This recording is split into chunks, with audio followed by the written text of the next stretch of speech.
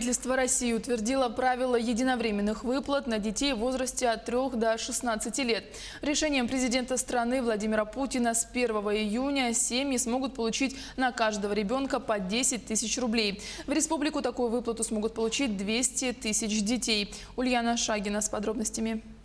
В сегодняшних условиях, когда многие семьи лишаются привычного дохода, новый пакет мер, озвученный накануне президентом страны Владимиром Путиным, станет своевременной поддержкой.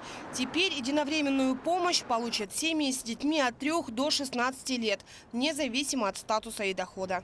Сейчас людям не до того, чтобы собирать справки, выписки.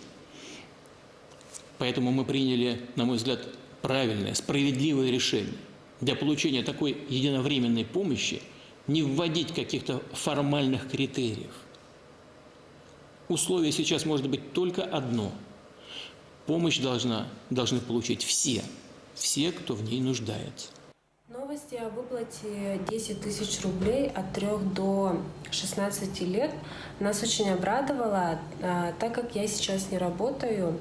Работаю я в детском саду частном, и такая поддержка мне очень нужна сейчас. В условиях вынужденной самоизоляции, тем не менее, такая выплата, она, конечно же, может послужить неплохим подспорьем для многодетных семей.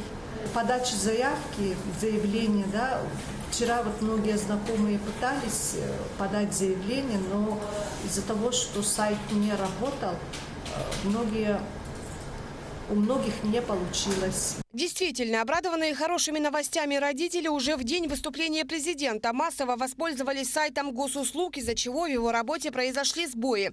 Тем не менее, специалисты акцентируют внимание на том, что не стоит торопиться с подачей заявления. В любом случае, выплата будет начислена только после 1 июня. На получение указанных выплат можно подать заявление как непосредственно в управлении Пенсионного фонда по месту жительства, также и в электронном виде через портал государственных услуг.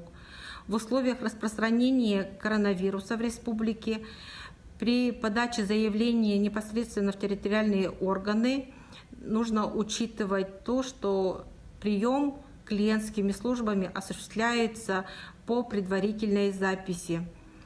Заявление о предоставлении новых выплат также можно подать до 1 октября этого года. Также до 1 октября заявление на получение 5 тысяч рублей в пенсионный фонд смогут подать семьи с детьми до 3 лет вне зависимости от наличия материнского капитала. В общей сложности поддержку получат 27 миллионов российских детей, в том числе по линии Минтруда денежные выплаты получат дети из многодетных и малообеспеченных семей. Ульяна Шагина, Сергей Дьяконов, Якутск.